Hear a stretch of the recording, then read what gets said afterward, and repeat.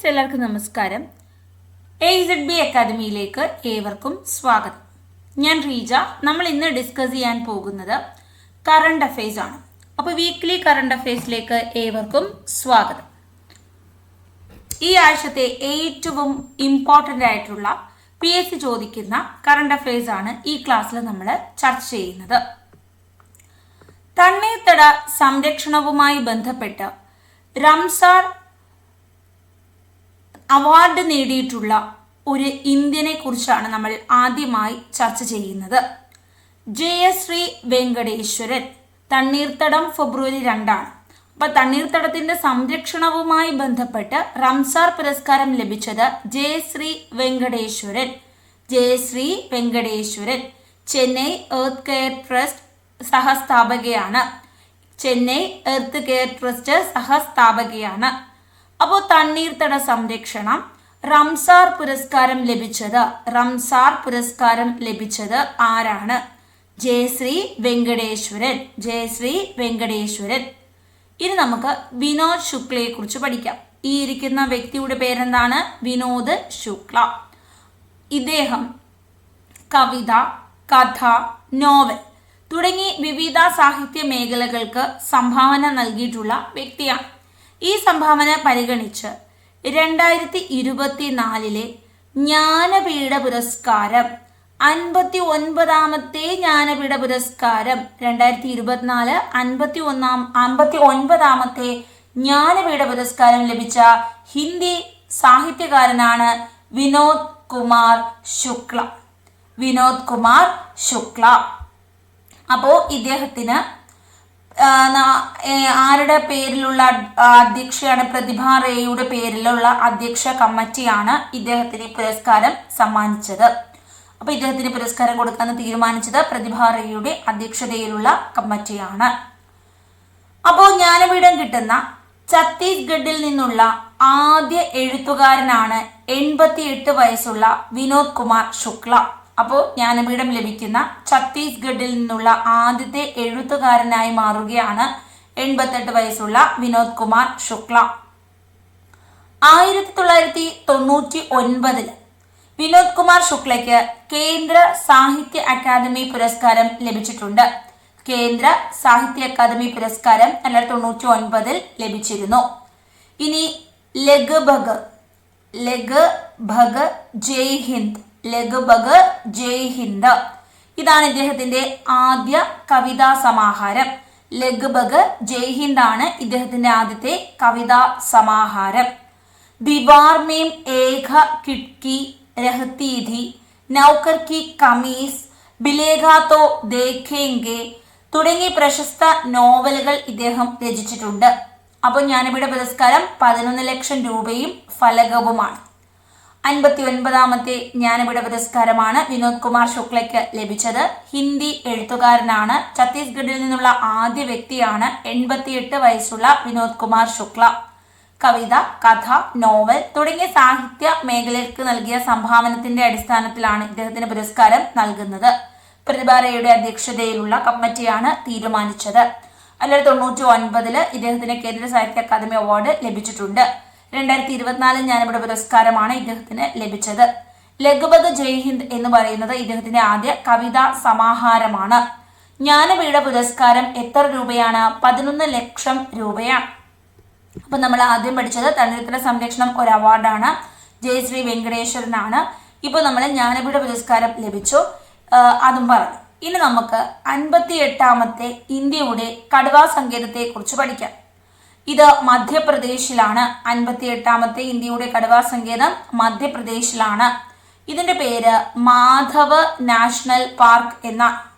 അപ്പൊ 58ാമത്തെ ഇന്ത്യയിലെ കടുവാ സങ്കേതമാണ് പുതുതായി പ്രഖ്യാപിച്ചത്. മധ്യപ്രദേശിലെ മാധവ് നാഷണൽ പാർക്കാണ്. നമ്മുടെ പരിസ്ഥിതി മന്ത്രി ആരാണ്? ഭൂപേന്ദർ യാദവാണ്. അപ്പോൾ ഇന്ത്യയിലെ 58ാമത്തെ കടുവാ സങ്കേതം മധ്യപ്രദേശിലാണ്, മാധവ് നാഷണൽ പാർക്ക്. ഇനി ലോകത്തെ ഏറ്റവും നല്ല സന്തോഷമുള്ള രാജ്യമായി വീണ്ടും ആര് മാറുന്നു? ഫിൻലാൻഡ്. ലോകത്തെ ഏറ്റവും അധികം സന്തോഷമുള്ള രാജ്യമായിട്ട് ഫിൻലാൻഡ് വീണ്ടും അവാർഡുമായി പോവുകയാണ്. അപ്പൊ ഇന്ത്യക്ക് എത്രാമത്തെ സന്തോഷമുള്ള രാജ്യമാണ്? ഇന്ത്യ 118ാമത്തെ രാജ്യമാണ്. അപ്പൊ ലോകത്തെ ഏറ്റവും സന്തോഷമുള്ള രാജ്യം ഫിൻലാൻഡ്. ഇന്ത്യ സന്തോഷ സൂചികയിൽ എത്രാമതാണ്? 118 ആണ്. 118. ഇനി നമ്മൾ ആദ്യ ഹരിത റെയിൽവേ സ്റ്റേഷനെ കുറിച്ച് പറയാൻ പോവുകയാണ്. നമ്മുടെ സംസ്ഥാനത്തെ ആദ്യത്തെ ഹരിത റെയിൽവേ സ്റ്റേഷനായി കണ്ണൂർ ജില്ലയിലെ കണ്ണപുരം മാറുന്നു. സംസ്ഥാനത്തെ ആദ്യ ഹരിത റെയിൽവേ സ്റ്റേഷനായി കണ്ണൂർ ജില്ലയിലുള്ള കണ്ണപുരം മാറുന്നു. വളരെ ഇമ്പോർട്ടൻ്റ് ആയിട്ടുള്ള കുറച്ച് കാര്യങ്ങളാണ് പറഞ്ഞത്. ആദ്യം തണ്ണീർത്തട സംരക്ഷണം റംസാർ അവാർഡ് ചെന്നൈയിലുള്ള ജയശ്രീ വെങ്കടേശ്വരൻ. 59ാമത് ജ്ഞാനപീഠം 11 ലക്ഷം രൂപ ലഭിച്ച വിനോദ് കുമാർ ശുക്ല ഛത്തീസ്ഗഡ് ഹിന്ദി എഴുത്തുകാരൻ. 58ാമത് കടുവ മാധവ് നാഷണൽ പാർക്ക് മധ്യപ്രദേശ്. പരിസ്ഥിതി മന്ത്രിയുടെ പേരെന്താണ്? ഭൂപേന്ദർ യാദവ്. ലോകത്തിലെ ഏറ്റവും സന്തുഷ്ട ഫിൻലാൻഡ്. ഇന്ത്യ 118. സംസ്ഥാന ആദ്യ ഹരിത റെയിൽവേ സ്റ്റേഷൻ കണ്ണപുരം കണ്ണൂരിലാണ്. കണ്ണപുരമാണ് സംസ്ഥാന ആദ്യ ഹരിത റെയിൽവേ സ്റ്റേഷൻ. ഇത് കണ്ണൂരിലാണ്. ക്ലിയർ ആണ്? സംസ്ഥാന ആദ്യ ഹരിത റെയിൽവേ സ്റ്റേഷനാണ് ഇത്. കണ്ണൂരിലാണ്, കണ്ണപുരത്തിലാണ്. കണ്ണൂരിലാണ്, കണ്ണപുരമാണ്. കണ്ണൂരിലാണ്, കണ്ണപുരം. ക്ലിയർ ആണോ? കണ്ണൂരിലാണ്, കണ്ണപുരമാണ്. ക്ലിയർ? ഇനി നമുക്ക് അടുത്തത് നോക്കാം. കൊച്ചി അന്താരാഷ്ട്ര വിമാനത്താവളം കേരളത്തിലെ ആദ്യ hydrogen fuel cell bus service വരുന്നു. അതായത് കേരളത്തിൽ ഇപ്പോൾ നമ്മൾ ഹരിത റെയിൽവേ സ്റ്റേഷൻ കണ്ടു. ഇനി ആദ്യമായിട്ടൊരു ഹൈഡ്രജൻ ഫ്യൂവലിൽ വർക്ക് ചെയ്യുന്ന ഒരു ബസ് വരുന്നു. കേരളത്തിലെ ആദ്യ ഹൈഡ്രജൻ ബസ് വരുന്നു. അപ്പൊ കൊച്ചി അന്താരാഷ്ട്ര വിമാനത്താവളത്തിലാണ് ആദ്യമായിട്ട് ഹൈഡ്രജൻ ഫ്യൂവലിൽ പ്രവർത്തിക്കുന്ന ഒരു ബസ് കേരളത്തിൽ വരുന്നത്. EK മൊബിലിറ്റി, KPAT, BPCL എന്നിവ സംയുക്തമായിട്ടാണ് ഈ ബസ് സർവീസ് നടത്തുന്നത്. അപ്പൊ ആദ്യ ഹൈഡ്രജൻ ഫ്യൂവലിൽ വർക്ക് ചെയ്യുന്ന ബസ് വരുന്നത് എവിടെയാണ്? കൊച്ചി. എവിടെയാണ്? കൊച്ചിയിൽ. ലൈംഗിക വിദ്യാഭ്യാസം 8ാം ക്ലാസ് മുതൽ 12ാം ക്ലാസ് വരെ ലൈംഗിക വിദ്യാഭ്യാസം നിർബന്ധമാക്കുന്നു. സെക്ഷൽ സ്റ്റഡി നിർബന്ധം. ഇത് ഏത് സംസ്ഥാനമാണ് ഇങ്ങനെ പഠന വിഷയമാക്കാൻ തീരുമാനിച്ചത്? കർണാടക. 8ാം ക്ലാസ് മുതൽ 12ാം ക്ലാസ് വരെ ലൈംഗിക വിദ്യാഭ്യാസം നിർബന്ധമാക്കാൻ തീരുമാനിച്ച സംസ്ഥാനമാണ് കർണാടക. ഇനി മാർച്ച് 22 പ്രത്യേകതയാണ് ലോക ജലദിനം. മാർച്ച് 22 പ്രത്യേകത ലോക ജലദിനമാണ്. ഈ വർഷം ലോക ജലദിന പ്രമേയം എന്താണ്? ഗ്ലേഷ്യർ പ്രിസർവേഷൻ എന്നാണ്. മലയാളത്തിൽ പറഞ്ഞാൽ ഹിമാനികളെ സംരക്ഷിക്കുക. ജലത്തിന്റെ ഒരു വലിയ ഉറവിടമാണല്ലേ. വലിയ ഹിമാനികൾ ഇങ്ങനെ സമുദ്രങ്ങളിൽ കാണും. നമ്മുടെ ടൈറ്റാനിക് ഒക്കെ തട്ടി വീണത് വലിയൊരു ഹിമാനിയിലല്ലേ മറിഞ്ഞു പോയത്. അത്രയും വലിയ ജലസംഭരണികളാണ് ഹിമാനികൾ. അപ്പോൾ സിയാച്ചിൻ ഗ്ലേഷ്യർ എന്നൊക്കെ നിങ്ങൾ പഠിച്ചിട്ടുണ്ട്. അപ്പൊ ഈ ഒരു ഗ്ലേഷ്യർ ഹിമാനികളെ സംരക്ഷിക്കൂ എന്നാണ് ഈ വർഷത്തെ ലോക ജലദിന പ്രമേയം. എന്നാണ് ലോക ജലദിനം? മാർച്ച് 22. 8 മുതൽ 12ാം ക്ലാസ് വരെ ലൈംഗിക വിദ്യാഭ്യാസം നിർബന്ധമാക്കുന്ന അല്ലെങ്കിൽ പാഠ വിഷയത്തിൽ ഉൾക്കൊള്ളിക്കുന്ന സംസ്ഥാനം കർണാടക. ഉക്രൈന് ശേഷം ഏറ്റവും കൂടുതൽ ആയുധങ്ങൾ ഇറക്കുമതി ചെയ്യുന്ന 2ാമത്തെ രാജ്യമായി ഇന്ത്യ മാറി. അപ്പോൾ നമ്മൾ എല്ലാ വർഷവും ഈ ആയുധം ഇറക്കുന്ന രാജ്യങ്ങളെ പഠിക്കാറുണ്ട്. ഇത് ഓരോ വർഷം ഓരോന്നായിരിക്കും. അമേരിക്കയൊക്കെ ആണെങ്കിൽ നമ്മളൊക്കെ ഇറക്കുന്നതിൻ്റെ ഒരു 10-15 ഇരട്ടി അങ്ങ് ഇറക്കും. പിന്നെ അടുത്ത വർഷം അവർക്ക് ഇറക്കേണ്ടി വരത്തില്ല. അവർ ഓൾറെഡി ഇങ്ങനെ ഇഷ്ടം പോലെ ഇരിക്കുവാണ്. അങ്ങനെ നിൽക്കുമ്പോൾ ഇപ്പോഴത്തെ ലിസ്റ്റ് നോക്കുമ്പോൾ ഉക്രൈനാണ് ഏറ്റവും കൂടുതൽ ഇറക്കിയത്. 2ാം സ്ഥാനം നമ്മുടെ ഇന്ത്യയായി മാറി. അപ്പോൾ ഈ ഒരു കണക്കെടുപ്പ് നോക്കും. അപ്പോൾ ഏറ്റവും കൂടുതൽ ആയുധങ്ങളൊക്കെ ഉള്ളവരുടെ അടുത്തോട്ട് പോയി ആക്രമണം നടത്താൻ ഇച്ചിരി പാടാണ് അല്ലേ. പേടി തോന്നും. കാര്യം ഇഷ്ടം പോലെ ആയുധം ഇരിക്കുമല്ലേ, എടുത്ത് പ്രയോഗിച്ചാലോ. അപ്പോൾ ഏറ്റവും കൂടുതൽ ആയുധങ്ങളുള്ള ആളുകൾ അമേരിക്ക തന്നെയാണ് കേട്ടോ. അമേരിക്കയാണ് എപ്പോഴും ഇറക്കുമ്പോൾ ഒരുപാട് അങ്ങ് ഇറക്കും. നമ്മളൊക്കെ ഒരു 10-15 ഇരട്ടിയൊക്കെ അവർ ഇറക്കി അവിടെ വെക്കും. പിന്നെ അവർക്ക് 2 വർഷം വാങ്ങിച്ചില്ലെങ്കിലും പ്രശ്നമില്ല. രാജ്യത്ത് ഏറ്റവും കുറഞ്ഞ ശിശുമരണ നിരക്ക് ഏത് സംസ്ഥാനത്തിനാണ്? ശിശുക്കളെ വളരെയധികം കരുതലോടുകൂടി നോക്കുന്ന, ഇപ്പോൾ ജനിച്ച ഉടനെ കുഞ്ഞുങ്ങളെയൊക്കെ നല്ല രീതിയിൽ നോക്കുന്ന നമ്മുടെ കേരളം തന്നെയാണ് ശിശു മരണ നിരക്ക് ഏറ്റവും കുറവുള്ള സംസ്ഥാനം. അപ്പോൾ ദേശീയ ശരാശരി 1000 കുട്ടികൾക്ക് 32 എന്ന നിലയിലാണ് ശിശുമരണ നിരക്ക്. ദേശീയ ശരാശരി 1000 കുഞ്ഞുങ്ങൾ ജനിക്കുന്നു, 32 പേർ മരിക്കുന്നു. എന്നാൽ കേരളത്തിൽ 1000 കുട്ടികൾ ജനിക്കുമ്പോൾ അല്ലെങ്കിൽ 1000 കുഞ്ഞുങ്ങൾ വളരുമ്പോൾ 8 കുട്ടികൾക്ക് എന്തെങ്കിലും സംഭവിക്കുന്നുള്ളൂ. അപ്പൊ നമ്മൾക്കാണ് ഏറ്റവും കുറവ് ശിശുമരണ നിരക്ക് ഉള്ളത്. ഇനി നമ്മൾ ഒളിമ്പിക് കമ്മിറ്റിയിലേക്ക് പോവുകയാണ്. നമ്മുടെ 2024 ഒളിമ്പിക്സ് നടന്നത് എവിടെയാണ്? ഫ്രാൻസിലാണ്, പാരീസിലാണ്. 28 ഒളിമ്പിക്സ് വേദിയാകുന്നത് ലോസ് ഏഞ്ചൽസ്, അമേരിക്കയാണ്. Los Angeles, America. അപ്പോൾ ഒളിമ്പിക്സിൽ ബോക്സിംഗ് ഉൾപ്പെടുത്താൻ IOC ഇപ്പോൾ നമ്മുടെ ഒളിമ്പിക്സ് അസോസിയേഷൻ എന്ത് ചെയ്തു? ഒളിമ്പിക് കമ്മിറ്റി തീരുമാനിച്ചു ഒളിമ്പിക്സ് ബോക്സിംഗ് ഉൾപ്പെടുത്താം.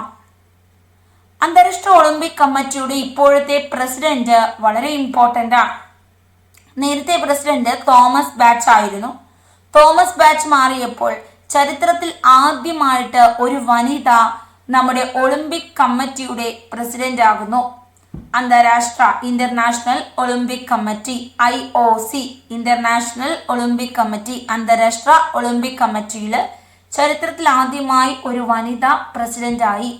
ഈ വനിതയുടെ പേരാണ് കിർസ്റ്റി കോവൻട്രി. കിർസ്റ്റി കോവൻട്രി എന്ന വനിതയാണ് ചരിത്രത്തിൽ ആദ്യമായിട്ട് ഒളിമ്പിക് കമ്മിറ്റിയുടെ പ്രസിഡന്റ് ആകുന്നത്. അപ്പൊ തോമസ് ബാച്ച് സ്ഥാനമൊഴിഞ്ഞു. ഈ തോമസ് ബാച്ചിനെ ആജീവനാന്ത ഓണററി പ്രസിഡന്റായി നിയമിച്ചു. ആജീവനാന്ത ഓണററി പ്രസിഡന്റായി നിയമിച്ചു. ഇനി ആഫ്രിക്കയിലെ സിംബാബ്വേയിൽ നിന്നുള്ള വ്യക്തിയാണ് കിർസ്റ്റി കോവൻട്രി. ആഫ്രിക്കയിൽ നിന്നും ആദ്യമായിട്ടാണ് ഒരു വ്യക്തി ഒളിമ്പിക്സ് കമ്മിറ്റിയുടെ പ്രസിഡന്റ് ആകുന്നത്.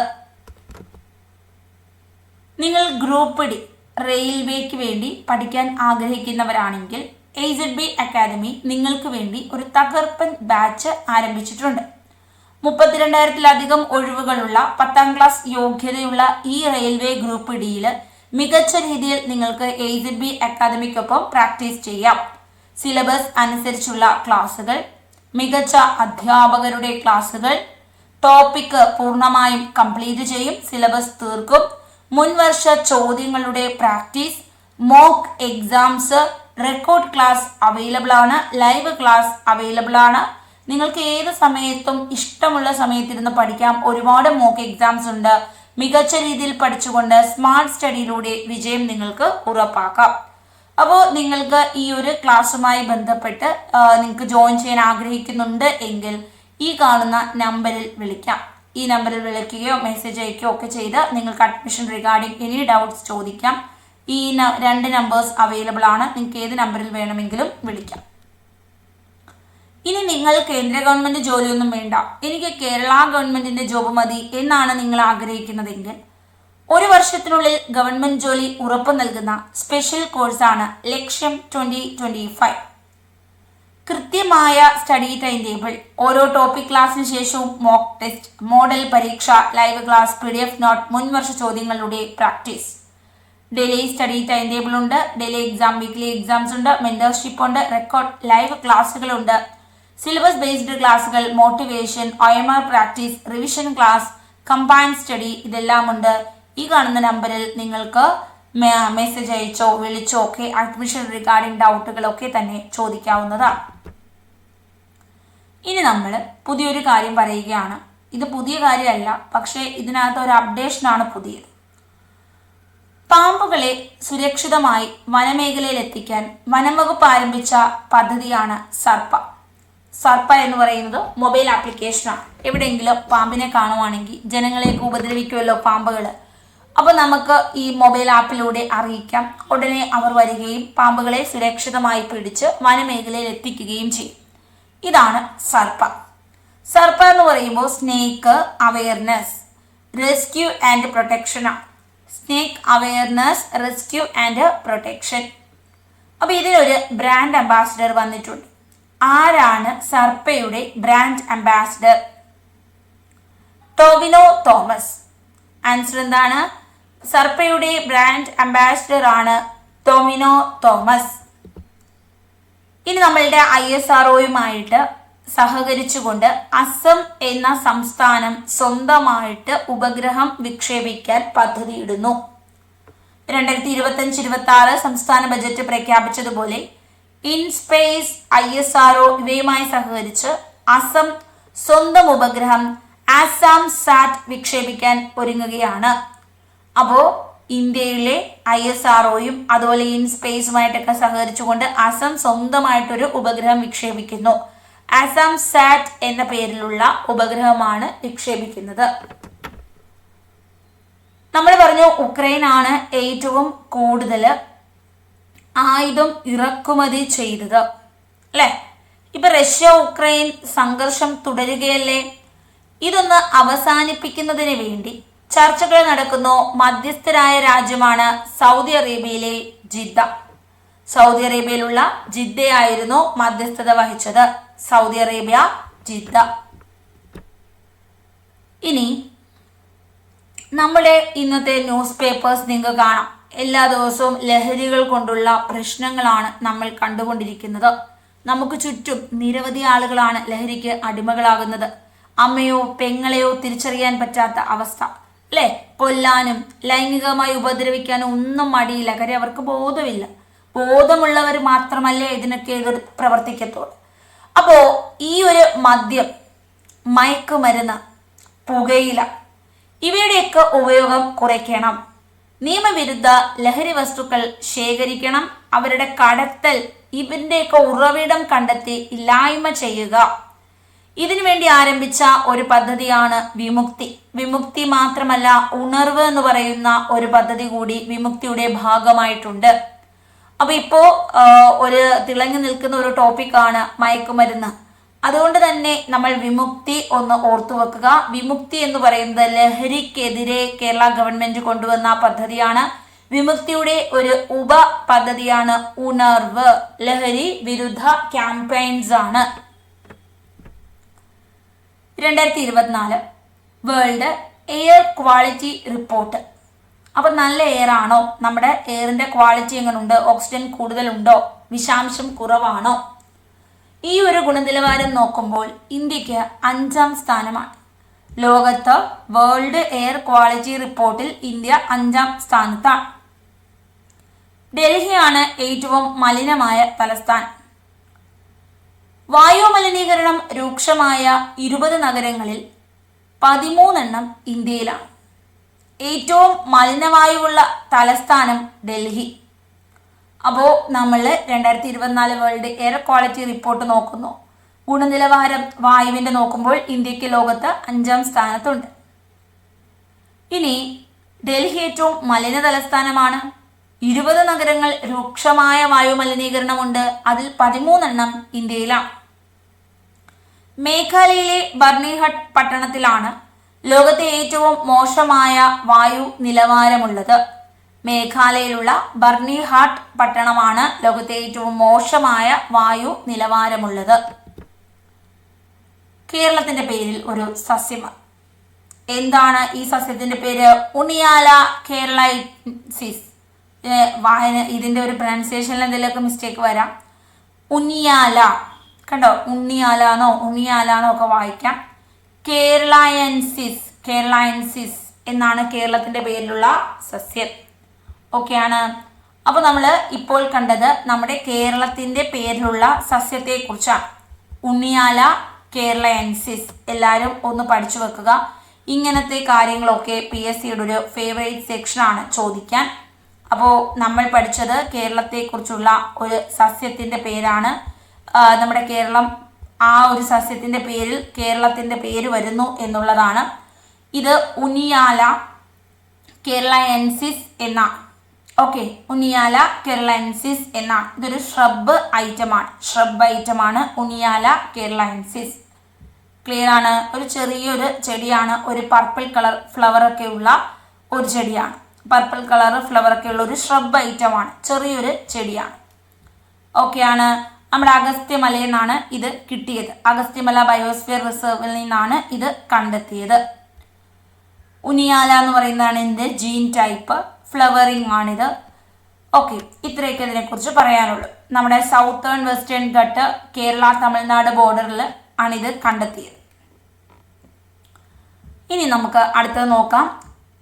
MS സ്വാമിനാഥൻ.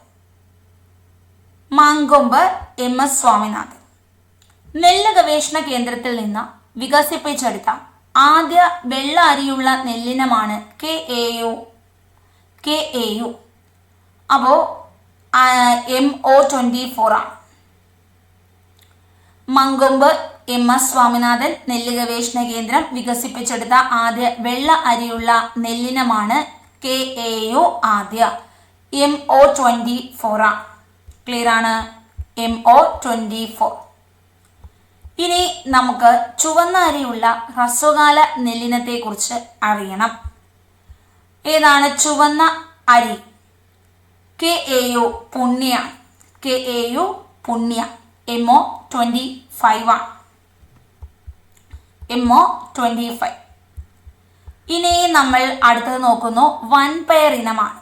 വൻപയർ ഇനം എന്താണ്? വൻപയർ ഇനം KAU ശ്രീനന്ദയാണ്. KAU ശ്രീനന്ദ. ഇത് KAU അപൂർവ എന്നൊരു വൻപയറും നമ്മൾ ഇപ്പോൾ വികസിപ്പിച്ചിട്ടുണ്ട്. ഓക്കെയാണ്. അപ്പോൾ 2 എണ്ണമാണ് നമുക്ക് വികസിപ്പിച്ചത്. ഒന്ന് വൻപയർ KAU ശ്രീനന്ദയും KAU അപൂർവയും. ഇതൊക്കെ ചോദിക്കാറുണ്ട് കേട്ടോ. ഇതൊക്കെ KAU അപൂർവ ഏത് ഐറ്റമാണ്? അപ്പം നമ്മൾ വൻപയറാണ് എന്ന് എഴുതേണ്ടി വരും. അപ്പം അങ്ങനത്തെ ക്വസ്റ്റ്യൻസ് നമുക്ക് പ്രതീക്ഷിക്കാം. ക്ലിയർ ആണ്? ഇനി പാവലിലെ ഹൈബ്രിഡുകൾ പ്രജനിയും പ്രഗതിയും. ഏതാണ്? പ്രജനിയുമുണ്ട് പ്രഗതിയുമുണ്ട്. പ്രജനിയുണ്ട് പ്രഗതിയുണ്ട്. പ്രജനി പ്രഗതി. അപ്പോൾ നമ്മൾ ഒന്നും കൂടെ പറയുന്നു. ചുവന്ന അരി ഹ്രസ്വകാല നെല്ലിനത്തിന്റെ പേരെന്താണ്? KAU പുണ്യ. KAU പുണ്യ. അടുത്തത് വൻപയർ ഇനമാണ് നമ്മൾ കണ്ടത്. KAU അപൂർവ. KAU അപൂർവ. പാവല് പ്രജനിയുണ്ട് പ്രഗതിയുണ്ട്. പ്രജനിയുണ്ട് പ്രഗതിയുണ്ട്. ഇത്രയും കാര്യങ്ങൾ ഓർക്കുക. ഇനി നമുക്ക് അടുത്തതിലേക്ക് പോകണം. നിങ്ങൾ ഇതുവരെ AZB അക്കാദമി ഡൗൺലോഡ് ചെയ്തിട്ടില്ല എങ്കിൽ നിങ്ങൾക്ക് ഡൗൺലോഡ് ചെയ്യാം. ഇത് ജസ്റ്റ് ഒന്ന് സ്കാൻ ചെയ്തുകൊണ്ട് പ്ലേ സ്റ്റോറിൽ നിന്ന് ഡൗൺലോഡ് ചെയ്യാവുന്നതാണ്. നമുക്ക് live class, test series, record ക്ലാസ്സുകളൊക്കെ അവൈലബിൾ ആണ്. ഇനി നിങ്ങൾക്ക് പലതരത്തിലുള്ള ബാച്ച് കോഴ്സുകൾ അവൈലബിൾ ആണ്. ഇപ്പോൾ നിങ്ങൾ യൂണിഫോം പോസ്റ്റ് ആഗ്രഹിക്കുന്നവരാണ്. SI, എക്സൈസ്, അതുപോലെ CPO, വുമൺ CPO, നിരവധി കോഴ്സുകൾ ഇപ്പോൾ PSC വിളിച്ചിട്ടുണ്ട്.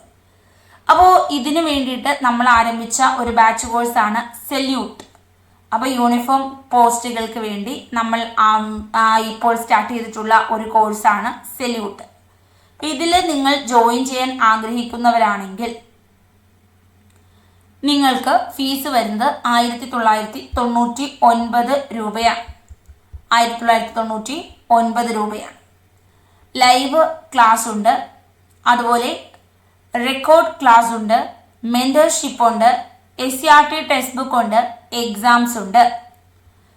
അപ്പോൾ നിങ്ങൾ ഇതിനകത്ത് ജോയിൻ ചെയ്യാൻ ആഗ്രഹിക്കുന്നവരാണെങ്കിൽ ഈ കാണുന്ന നമ്പറിൽ വിളിച്ച് ഡൗട്ടുകൾ ചോദിക്കാം. നിങ്ങൾക്ക് ഇത് കൂടാണ്ട് റീജ 20 എന്നൊരു കോഡ് ഉപയോഗിക്കാമെങ്കിൽ ഒരു 20% ഡിസ്കൗണ്ട് കൂടി ലഭിക്കും. സ്പെഷ്യൽ ടോപ്പിക് ലൈവ് ക്ലാസ്സുകളും അവൈലബിൾ ആണ്. സ്പെഷ്യൽ ടോപ്പിക് ലൈവ് ക്ലാസ്സുകളും അവൈലബിൾ ആണ്. അപ്പോൾ ഇത്രയും കാര്യങ്ങൾ മനസ്സിലായോ? ഓക്കെ ആണ്. ഇനി നമ്മൾ UV സൂചിക ഒന്ന് നോക്കുകയാണ്. ഓക്കെ, എന്താണ് UV സൂചിക? 6, 7 യെല്ലോ സൂചികയാണ്. 8 എണ്ണാണെങ്കിൽ ഓറഞ്ച് ആണ്. 11+ ആണെങ്കിൽ ചുവപ്പാണ്. ചുവപ്പാണ് ഏറ്റവും അപകടം. യെല്ലോ ആണെങ്കിൽ നമ്മൾ സൂക്ഷിക്കണം. ഓറഞ്ച് നമുക്ക് കുറച്ച് ജാഗ്രത വേണം. ചുവപ്പ് വളരെ അപകടമാണ്. ഏറ്റവും അപകടമാണ് ഈ ചുവപ്പാണ്. അപ്പോൾ 6, 7 കണ്ടാൽ യെല്ലോ, 8, 10 ഓറഞ്ച്, 11+ ചുവപ്പ്. ഇപ്പം ചൂട് കൂടിയ സമയമാണ്. അൾട്രാവയലറ്റ് രശ്മികളുടെ ഇത് നമ്മൾ അറിഞ്ഞിരിക്കണം. നമ്മൾ ഇതുപോലെ തന്നെ മഴയുടേത് കാണാറുള്ളതാണ്. Green alert, white alert, yellow alert, orange അലേർട്ടൊക്കെ. റെഡ് അലേർട്ട് ആണെങ്കിൽ ഏറ്റവും പ്രശ്നം. അപ്പോൾ അതേപോലെ UV സൂചികയുമുണ്ട്. 6 to 7 yellow, 8 to 10 orange and 11+ ചുവപ്പ്. ഇനി നമ്മുടെ ഡിഗ്രി പ്രിലിംസിൻ്റെ 30 days ലൈവ് റിവിഷൻ ക്ലാസ് ആരംഭിക്കുന്നു. അപ്പോൾ ഇത് 11 മണിക്ക് സ്റ്റാർട്ട് ചെയ്യുകയാണ്. മൺഡേ 11 മണിക്കാണ് നമ്മളുടെ ക്ലാസ് സ്റ്റാർട്ട് ചെയ്യുന്നത്. അപ്പോൾ നിങ്ങൾക്ക് ഈ ഒരെണ്ണത്തിൽ ജോയിൻ ചെയ്യാൻ ആഗ്രഹിക്കുന്നുണ്ട്. ഡിഗ്രി 30 days ലൈവ് ക്ലാസ് ആണ്. മൺഡേ 11 ആരംഭിക്കുന്നു. അപ്പോൾ നിങ്ങൾക്ക് ജോയിൻ ചെയ്യാൻ താല്പര്യമുണ്ടെങ്കിൽ എത്രയും വേഗം ഈ കാണുന്ന നമ്പറിൽ വിളിക്കാം. വളരെ മികച്ച ഒരു ബാച്ച് കോഴ്സാണ്. ലൈവ് ക്ലാസ്, റെക്കോർഡ് ക്ലാസ് ഒക്കെ അവൈലബിൾ ആയിരിക്കും. നിങ്ങൾക്ക് മികച്ച രീതിയിൽ പഠിച്ചുകൊണ്ട് വരാൻ പോകുന്ന സെക്രട്ടേറിയറ്റ് OA മെയിൻസ് എക്സാമിന് നിങ്ങൾക്ക് യൂസ്ഫുൾ ആകും. അതുപോലെ സെക്രട്ടേറിയറ്റ് അസിസ്റ്റന്റിന് പ്രിലിംസ് ഡിഗ്രിക്കും യൂസ്ഫുൾ ആകും. അപൂർവ രോഗപരിചരണത്തിനായുള്ള കെയർ പദ്ധതി. കെയർ എന്ന് പറയുമ്പോൾ എന്താണ് ഉദ്ദേശിക്കുന്നത്? Kerala United against rare disease. Care, Kerala United against rare disease. അപൂർവ രോഗപരിചരണത്തിനായുള്ള പദ്ധതിയാണ് കെയർ. രോഗങ്ങൾ പ്രതിരോധിക്കാനും നേരത്തെ കണ്ടെത്താനും ചികിത്സകൾ ലഭ്യമായ സാഹചര്യങ്ങൾ അവ ലഭ്യമാക്കാനും മരുന്നുകൾ കൂടാതെ സാധ്യമായ തെറാപ്പികൾ, സാങ്കേതിക സഹായ ഉപകരണങ്ങൾ ലഭ്യമാക്കുക. അപ്പോൾ അപൂർവ രോഗ പരിചരണത്തിനായുള്ള ഒരു പദ്ധതിയാണ് care. Kerala United against rare disease പദ്ധതിയാണ്.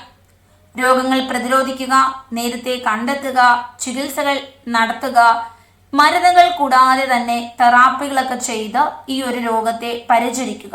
ഇതിനു വേണ്ടിയിട്ടുള്ളൊരു പദ്ധതിയാണ് care. Kerala United against rare disease, ഇതാണ് കെയർ. ഇനി ATM എന്ന് വെച്ചാൽ എന്താണ്? ഓട്ടോമാറ്റിക് ടെല്ലർ മെഷീനാണ്. എന്തിനാണ് ATM? നമ്മൾ പൈസ എടുക്കാൻ ATM ഉപയോഗിക്കുന്നു. ഓട്ടോമാറ്റിക് ടെല്ലർ മെഷീൻ നമ്മൾ കോമൺ ആയിട്ട് കണ്ടുവരുന്ന എന്താണ്? കൂടുതൽ കാണുന്നത് പൈസകൾ എടുക്കാനാണ്. ഇനി നിങ്ങൾക്ക് കോവിഡ് ടൈമിൽ മാസ്കിന് ATM ഇല്ലായിരുന്നോ? സ്വർണത്തിൻ്റെ ATM തുടങ്ങിയിട്ടില്ലേ? പാലിൻ്റെ ATM ഇല്ലേ? ധാന്യങ്ങളുടെ ATM ഇല്ലേ ഗുരുഗ്രാമില്? അപ്പോൾ പലതരം ATM ഉണ്ട് അല്ലേ? ഇപ്പോൾ ഇതാണ്ട് ആദ്യമായിട്ട് ബുക്കുകൾ വാങ്ങാനും ATM. സംസ്ഥാനത്തെ ആദ്യ ബുക്ക് വെൻഡിങ് മെഷീൻ വന്നു. ഈ ബുക്ക് വെൻഡിങ് മെഷീൻ കൈരളി തിയേറ്ററിലാണ്. തിരുവനന്തപുരം ജില്ല പാളയത്താണ് ഇതാദ്യമായി സ്റ്റാർട്ട് ചെയ്തേക്കുന്നത്. ഇനി ഇത് മറ്റ് സ്ഥലങ്ങളിലേക്കും കൊണ്ടുവരും. ഇപ്പോൾ പാളയത്ത് വളരെ വിജയകരമായ രീതിയിൽ ഇംഗ്ലീഷ്, മലയാളം പ്രശസ്തരായിട്ടുള്ള ആളുകളുടെ ബുക്കുകളുണ്ട്. ഓരോ ബുക്കിലും അവരുടെ പൈസ വെച്ചിട്ടുണ്ടായിരിക്കും. അത് സ്കാൻ ചെയ്ത് നിങ്ങൾക്ക് എമൗണ്ട് പേ ചെയ്യുമ്പോൾ ആ ബുക്ക് ഇറങ്ങി വരും.